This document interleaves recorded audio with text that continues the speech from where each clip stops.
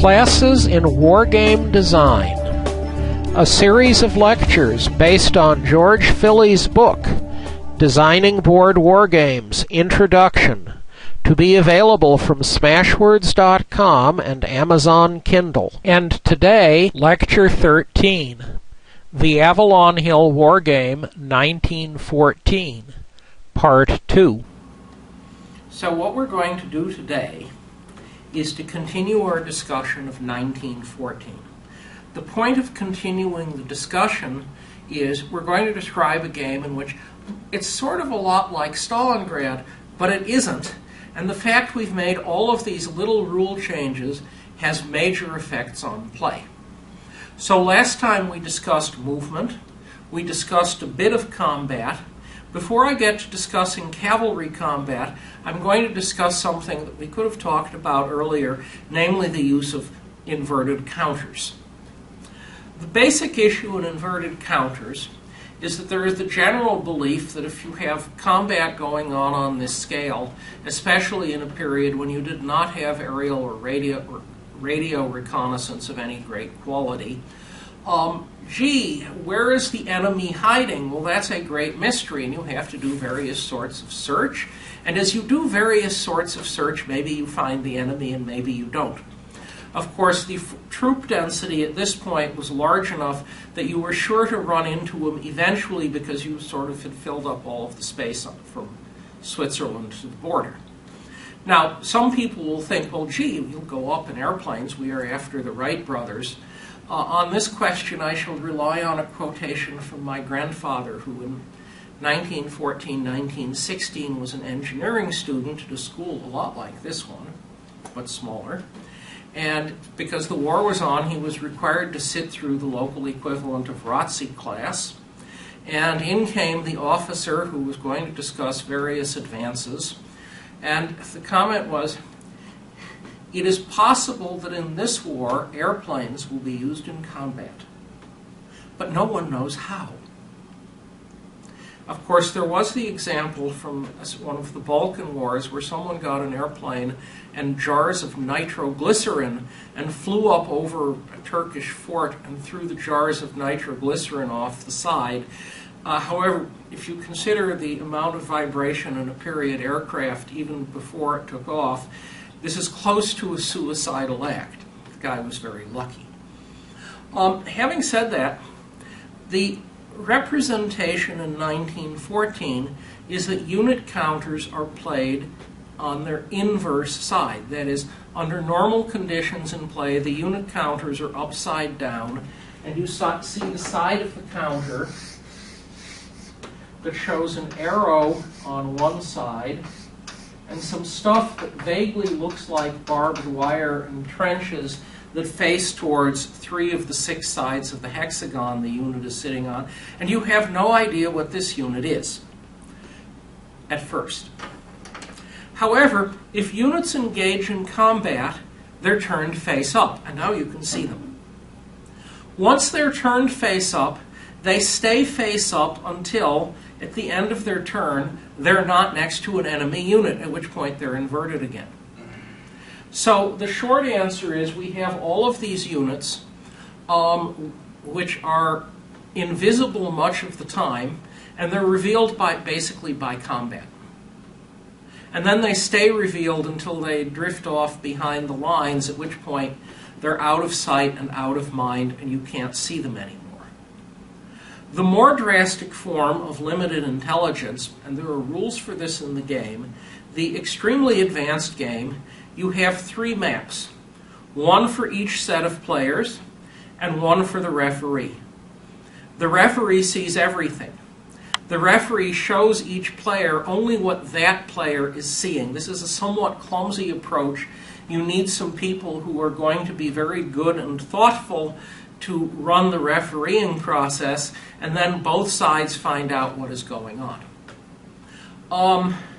The refereeing process, it seems to me, could probably be computerized, and if you had a solidly computerized process that worked, you could readily play the advanced tournament game with these sophisticated hidden movement rules, not to mention the sophisticated simultaneous movement rules in which instead of side A moves, side B moves.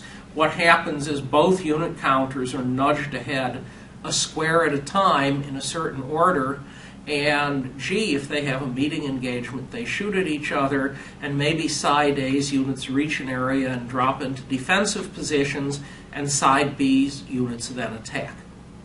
Now, if you did hidden movement in Stalingrad, the game would become very erratic because, well, are we attacking at 3-to-1 or are we attacking at 1-to-1? We have no idea what's in that enemy stack. In Stalingrad, this is actually rather important because in Stalingrad, if you employ a tactic of launching mass 1-to-1s across the front, the German army can readily take at least moderate or significant casualties, or worse. In 1914, if you're attacking at 1-to-1 or 3-to-1, it really doesn't matter because the combat results table is the same. And so you can pile up a lot of force. The defender can choose to hold or retreat or stand fast and take extra losses. But the fact that you don't exactly know what you're attacking is nowhere near as damaging in 1914 as it would be in Stalingrad. Okay, so now we come to cavalry. And the point of cavalry is as follows. In this period, cavalry was basically only useful for reconnaissance. It went out and looked to see where the enemy was, and if it was lucky, it found the enemy, and then it sent riders galloping back to report on what it had found. Now, you could try hauling radios around. There was radio in the period, but radio units were rather inefficient. They were limited in range. They were unreliable. And for a significant part of the battlefield, the French had this huge building, the Eiffel Tower, the top of which was an enormous radio broadcasting system. You see, it was good for something. And they were using this to jam the devil out of the poor Germans and their efforts to communicate with each other by radio. The French, on the other hand, were fighting inside France over fairly short distances and could use the civilian telephone network. So, to some extent, the French had extra reconnaissance advantages as long as they were falling back before the Germans. Nonetheless, what cavalry does is as follows. You push out cavalry units, and if they run into the enemy, well, they aren't exactly allowed to attack except other cavalry. So the cavalry attack marches up and hits a stack of invisible units. If there are cavalry units in the square, the enemy has two choices. And one is that the defender's cavalry fights on the defensive and is turned up, but the rest of the stuff on the square remains invisible unless the cavalry is driven off the square.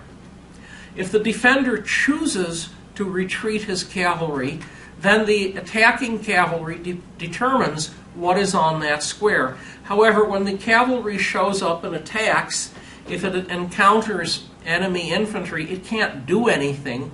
All it does is discover where the infantry is. If the cavalry encounters unescorted artillery, there's a different consequence. Unescorted artillery units are extremely vulnerable to being destroyed.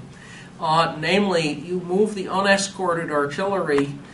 If the unescorted artillery is sitting there and an enemy unit simply moves into an adjacent square, the artillery unit is dead. And it's that simple. So the cavalry is useful for reconnaissance. Cavalry can fight cavalry. You will eventually discover, if you go through the game, there's cavalry with a defense factor of 0. Those units are destroyed if they're attacked. They're that bad. They just vanish. But cavalry is based, as I say, as a reconnaissance effort. We also have artillery. Artillery has two functions. First, some artillery units have attack factors that can be used against enemy infantry and cavalry. They're not allowed to concentrate very much. This isn't very important in practice. But the artillery shows up, it bombards a square, and it can join in an attack being made by Allied infantry, and it adds combat factors to the attack. Of course, attacking at odds above 1-to-1, like 2-to-1 or 5-to-1, is the same, so having lots of artillery coming in doesn't help a whole lot. Nonetheless, the artillery can be used to supplement an attack, say, to bring the odds up to 1-to-1. And if you bring it up to 1-to-1, it's more likely that the defender will take losses and have to choose whether to fall back a square or to stand and take extra losses. So far, so good? Okay, the other use of artillery, though, is in attacking fortresses. And before we go into that, I should explain the fortress idea and how fortresses were attacked. We are in a period when the French expected to go to war with the Germans on a regular basis, since they had had a war in 1870. And so the French and also the Germans spent a great deal of time fortifying their border and fortifying north all the way to the English Channel for the French. The notion of a fortress was you had something that was concrete and it was underground.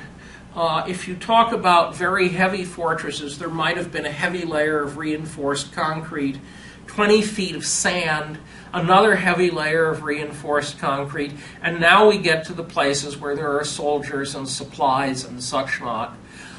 Then there would be turrets that either popped up or were very heavily reinforced, say steel, and the fort or were slots sticking out from the side and were somewhat buried, and the function of these was to shoot at the enemy that got in range. The Belgians had also heavily fortified their cities. The Belgians, though, did not have the doctrine that you ought to have a fair amount of infantry filling the space between the fortresses. That didn't serve them as well as they had hoped. So the question is, how do you attack a fortress? Well, first of all, what are you going to find? And I guess the first issue is, here's a square, and here's an isolated fortress. It's a black diamond that's printed on the map. And until the attacker destroys the fortress, they can't move through the square. There are, in addition,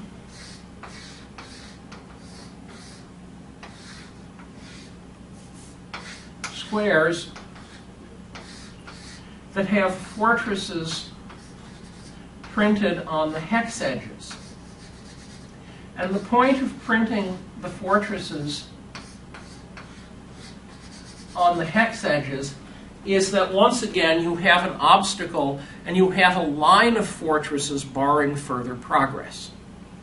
Now, the rule on fortresses is that if you have a square like this one with fortresses on one side, you can move into it or out of it or through it. If you have a square like, not the best drawn square in the world, if you have a square like this one with fortresses on two sides, you can move into the square, you can move out of the square, but you can't move through the square. And you cannot cross the edges that are occupied by those fortresses. So the fortresses act as barriers to movement, and you then want to make them go away. There are two approaches to making them go away, which may be described as an infantry attack and an infantry artillery attack. In the infantry attack, you basically line up your infantry. Each fortress has a defense factor of 14. Your infantry attacks, and the infantry gets to attack one fortress at a time. And on a roll of 1, you kill the fortress, but you're making an attack at 1-to-1 or 1-to-2, and therefore the casualties to the infantry can be fairly severe. The other choice is an infantry artillery attack. In an infantry artillery attack, you have the infantry unit attacking, and stacked with it is an artillery unit. And the artillery unit gets to roll a die, its own die. And the roll of the artillery unit is cross-indexed against the quality of the fort. We'll get that in a second. And if the artillery roll is sufficiently good, all of the fortifications in the square are destroyed. So if the artillery is attacking here, there might be fortifications here and here. And if the infantry artillery attack is made and the infantry kills the fortress, all of the fortresses on the square whatsoever are now gone from the map. On the other hand, if the artillery is not effective, you're done. In addition to the infantry artillery attack, in the event there is enemy infantry stacked in the square, which could happen, you have to make a separate attack from someplace against the artillery, against the infantry. So you have to make an infantry on infantry attack, and then you also make the infantry artillery attack. Now I said there are fortifications and artillery of different qualities. The fortification qualities are blank, which is a 150, and then the other qualities are 210, 305, and 420. Now you may wonder, these seem to be very odd numbers. What are they? And the answer is, these are the diameters of the various types of German siege artillery. The French don't have siege artillery in period. They only could do infantry attacks on German fortifications. So you have German artillery that are 6, 8, 12, and 16-inch diameter shells being fired. The larger diameter shells were devastating against most of the fortifications they attacked. But you also have different qualities of fortification that are more or less resistant to being shelled. Now I said German, actually the 305s are Austro-Hungarian, lent to the German army. So in any event, we have the possibility of shelling fortifications and destroying them, and once the fortification is gone, it's no longer an obstacle to movement. Fortifications, however, are also good for something else. A fortification acts as a supply source. A fortification can supply up to one corps that is stacked with the fortification or on the next square. So if you have a unit surrounded on or a group of units surrounded on squares full of fortifications in them, it's possible they're still in supply even though they aren't in touch with the normal supply lines. So in any event, we have different calibers of fortification. Oh yes, German infantry has intrinsic 150 artillery, 6-inch guns, and therefore German infantry by itself attacking a French fortress is making an infantry artillery attack. The French are not so lucky. They have to make infantry attacks on German forts. After the start of the war, they decided this was not a fruitful occupation, and they were mostly on the defensive. So that is the use of artillery to destroy fortifications. In period, it was very important.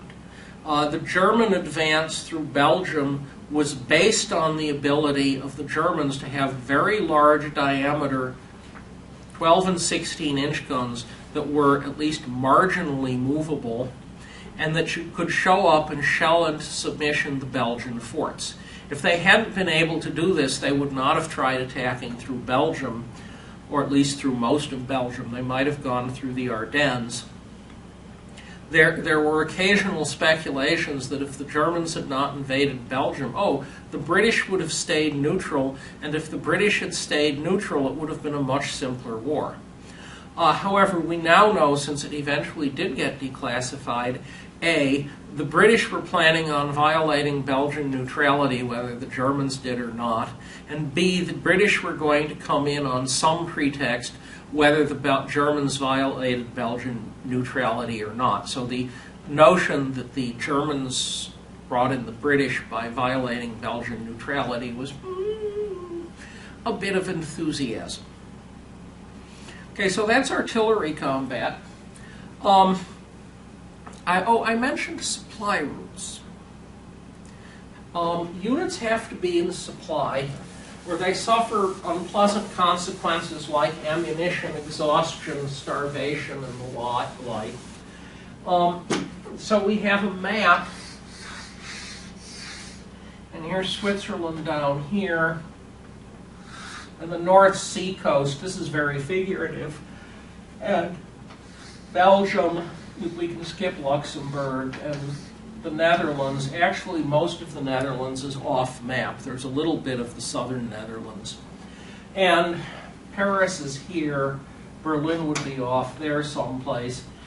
The French trace their supply lines to railroads that go off the south or west side of the map. The Germans trace their supply line to any railroad that goes off the east side of the map. However, in order to be in supply, you have to be close enough to a railroad. How close is close?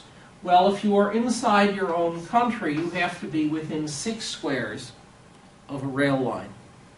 If you are in an enemy country, you have to be within 3 squares of the rail line. The net effect of this rule is that your advances become very constricted because you have to rebuild somehow or other all of the, or at least enough of the rail net behind you to stay in supply.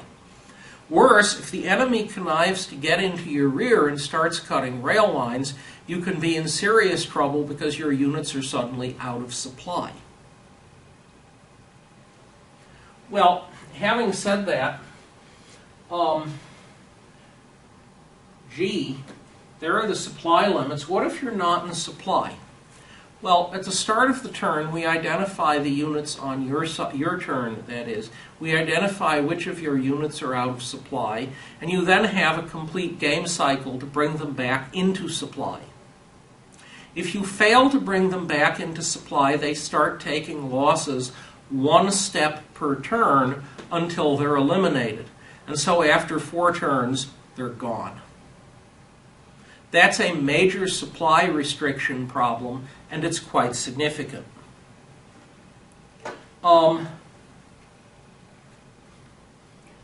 So there's this basic supply rule. Oh yes, your own fortifications will supply you, as I mentioned, which can be very useful.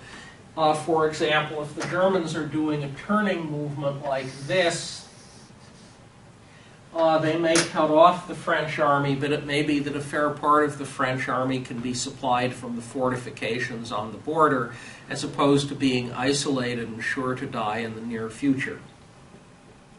I did mention rail movement. Rail movement is sort of a 4-step process. That is, you have to move onto the rail line and stop, pointing along the rail line. The next turn you get to move. The third turn you get off the train again. And on turn 4 you're allowed to move again. That's much more dramatic than the Stalingrad, where the rail bonus, you just get to move extra squares. However, these turns are much shorter. The British and French also have the advantage of sea movement, and there are 2 sorts of sea movement. One is port to port. The port-to-port movement is exactly like rail movement, except there are no directions involved for the units. You move to the port on turn 1, you move to sea on turn 2, you land on turn 3, and on turn 4 you move off normally. The limitation on movement by sea is 1 corps per turn. It's not a lot, but under some conditions it could be useful. The British and French are also allowed to land units on the coast, and so they move them to a port, and instead of moving them to another port, they just move them to someplace on the coastline. The significance of moving the units to the coastline is they could be moved to someplace in the enemy rear, and they could then wander about the countryside doing unpleasant things to the Germans. The units are supplied if they are within 3 squares of the seacoast. Otherwise, they're not. They can also be pulled off from anywhere along the seacoast using the same process that was used to land them. The British and French can also evacuate units by sea, as was done in Dunkirk, but there's significant losses involved, and the process is very slow. So that's sea movement. Okay, so we've described sea movement. Now we come to some features related to the way the war started. The first issue is, well, in Stalingrad, the Russians set up. The Germans then get to look at the Russian defense and plan their first move, which is sort of what happened. The Germans were a little surprised when the Russians turned out to have something like 3 times as large an army as the Germans thought. But these things happen. In 1914 period, both sides had mobilization plans. They were extremely serious, and they were planned out without knowing what the other guy's mobilization plan was. And so you have unit sheets that show up with the game, and you can plot on these little paper maps where your units will be starting. And so each side plots their starting position, and then, when both sides are done, they reveal their positions and place their units on their map. This can, in principle, lead to fairly amusing situations if one side or the other does something really odd. I've seen it done. Furthermore, at the start of the war, there were all sorts of uncertainties, things that could have happened either way. For example, no one knew, as a realistic statement, whether Italy was an ally of Britain and France, or if it was an ally of Germany and Austria-Hungary. No one knew if Turkey was going to be neutral, which was what was generally expected, or if the British and French would connive to do something that sufficiently offended the Turks that the Turks entered the war. The Germans also had the alternative, instead of big effort against France, of doing a major effort against Russia. And since that decision was made at the top, not at the level of the army commanders that the players represent, how do we do that? And the answer is there are chance cards. And each side has 10 chance cards, and you draw 3 of them. And in addition to that, the Germans have made a decision as to how much force they send to Russia, from very little to much of their army. There is then a matrix. It is a huge matrix, and you cross-index all of the results, and certain of the results interact with others. Actually, the matrix is mostly empty. But there are a few cases. For example, there is one card that the Belgians enter the war as allies of the French, and the French can set up either inside Belgium or move their army freely through Belgium using the Belgian rail system. There is another card which says the Belgians have allied themselves with the Germans, and therefore the Germans can start anywhere in Belgium and use the Belgian rail system as their own. If the 2 players draw these 2, they cancel. So we have this table, and the table gives results. However, many of the results don't say, here's what happened. They say, go to this table and roll more dice, because we have an interaction, and now you have to find out what that interaction did. So it is factors that are in significant part not under the control of the players, and there are several plies of decision-making before the players discover what has just been done to them. One possibility is that one side or the other, instead of using their own mobilization plan, uses one of the mobilization plans that was in use in the real war.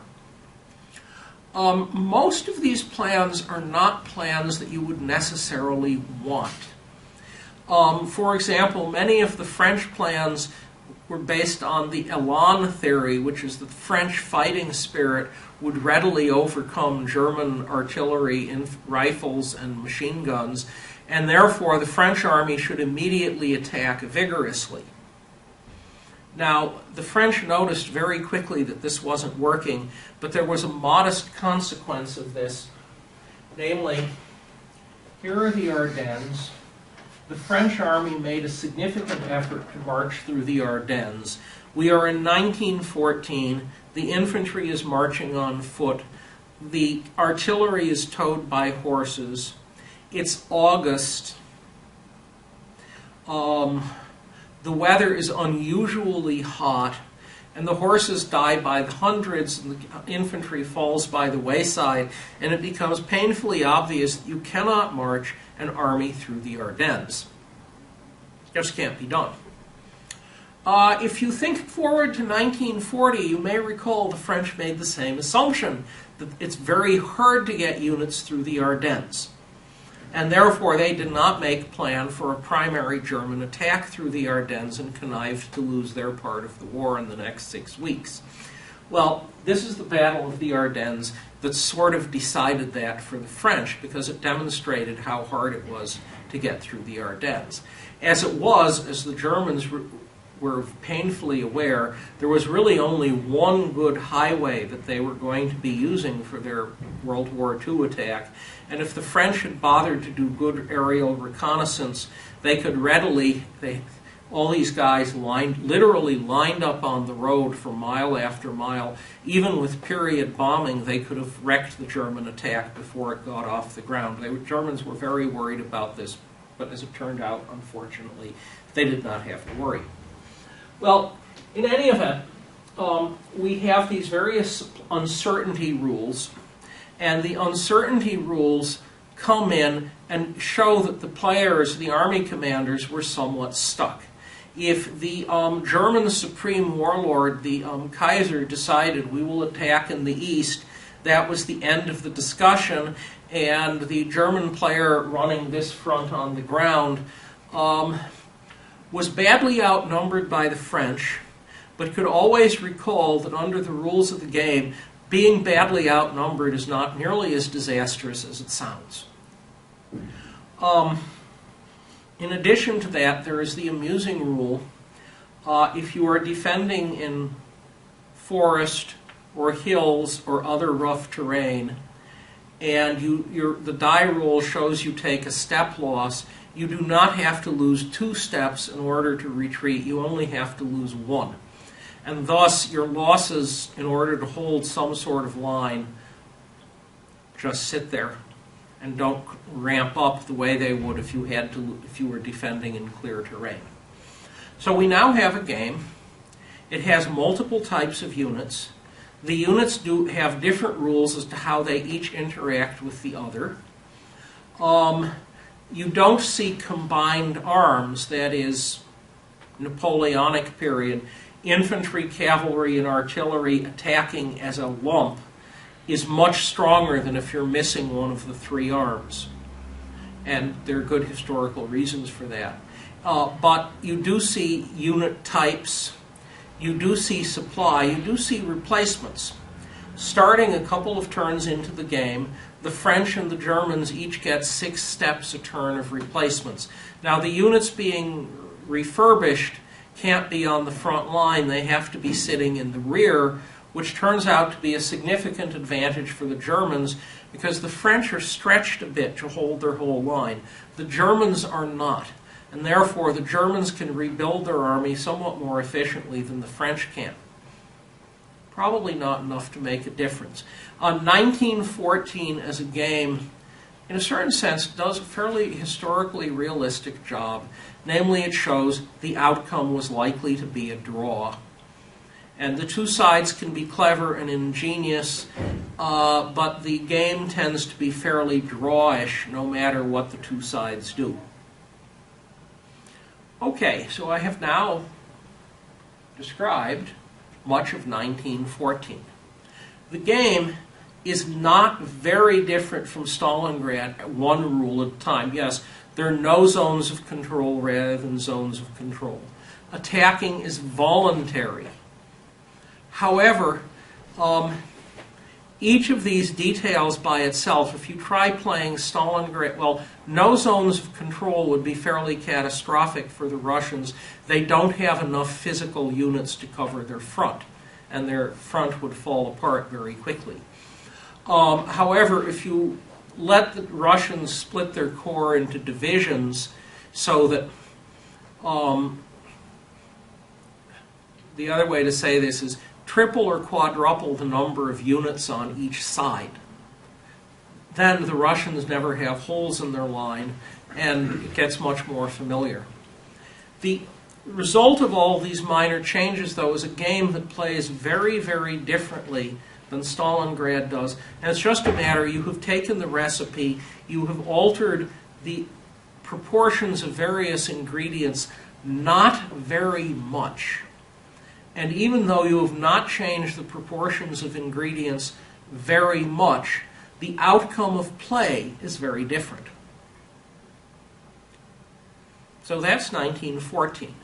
My suggestion is that before you try any of the 1914 homework problems, which will be optional over break, what you would want to do is to try actually to play a game.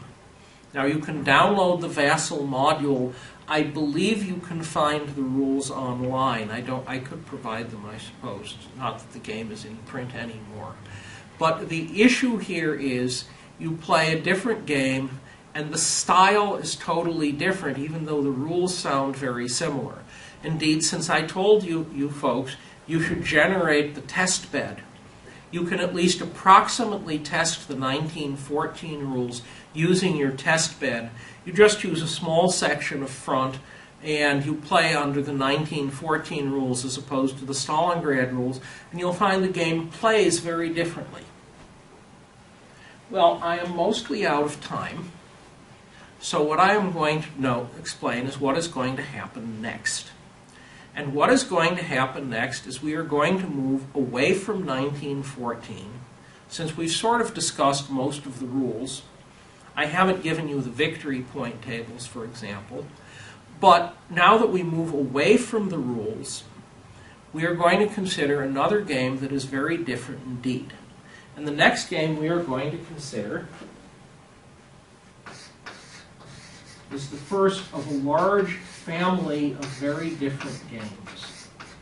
In fact, we're going to discuss Panzerblitz. There were a whole series of later games, also from Avalon Hill, of similar style, Panzer Leader, Squad Leader, which is smaller units, and so forth. The issue here is that these games are going to look much more like, in play, many computer games, in that you have weapons. They're ranged weapons. You can attack an enemy that is way over there. Individual units are a couple of vehicles or 30 or 50 men. There are limited morale rules, though they tend to be abstracted. And the gameplay, as a result, is completely unlike Stalingrad. So we're going to look at that next as an example of a tactical game. However, as I said, I am out of time. So we will continue, for most of you, after break. I may put up on the videos some more lectures on how to play Stalingrad. Until then, class is dismissed.